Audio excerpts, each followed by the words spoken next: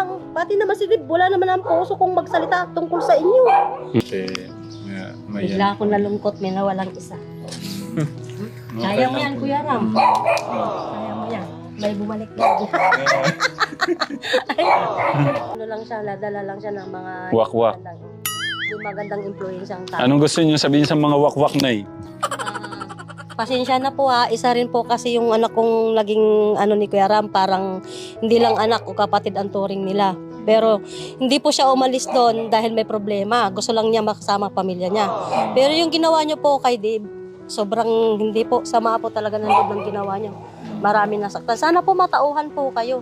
Isipin niyo po yung totoong nagmahal sa kanya, hindi yung kukunin niyo po para pagkakitaan lang si Dave. Sana po ibalik niyo sa taong totoong nagmamahal sa kanya.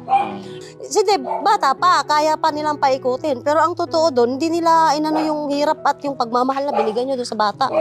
Pero yun, Kuya Ram, ang ano doon, talagang habol nila doon. Siyempre, nakita nila na kaya na nilang pakinabangan yung si Dave. Kala nila kikita nila. Pero siyempre, hindi naman papayag si Lord na gano'n ang mangyari. Kaya tiwala lang talaga tayo kay Lord. Sabi nga po, vengeance is mine. Sabi ng ating Diyos. Kaya ipasa Diyos na lang natin. Oh, yung totoo po yun. Kasi, alam ko ba kay Dave, Mas pinipili ko po yung ating Diyos na lang yung... bahala nang magbalik sa kanila, Kuya Ram. Totoo po yun. Kaya tunod sa nakakasama lang ng loob. No comment na tayo doon sa mga pasa Diyos na lang natin yung mga Pero wakwak. marami pa nilang, pati naman si Dib, wala naman ang puso kung magsalita tungkol sa inyo. O nakasulat lahat yun, binabasa niya lang. Binabasa lang Halata po. naman halata naman kasi po, pag nagsasalita siya sa camera, ay tinitignan siya. Kaya tinuturo lahat sa kanya. Hindi ba pwede mo ano yun? Kung Maraming nag-comment ko yan. kung gugustuhin ko, Maraming po. tumulong sa inyo. Kaso, Si Lord na lang ulit. si Lord na lang po. Baka naman nabigatan na sila Tsaka- sa problema. Tsaka hindi naman po lahat kasi kay Tito Francis. May desisyon din naman si Kuya.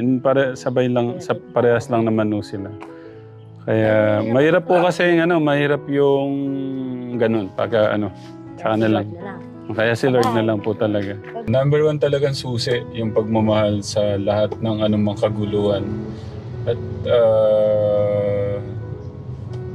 actually kung meron nga pagmamahal, hindi abot sa may mga nasasaktan eh.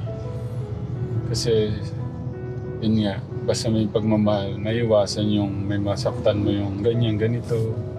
Kumari sa isang relasyon, mag-asawa, iwasan mong masaktan yung asawa mo o yung mga anak mo. So, yun lang.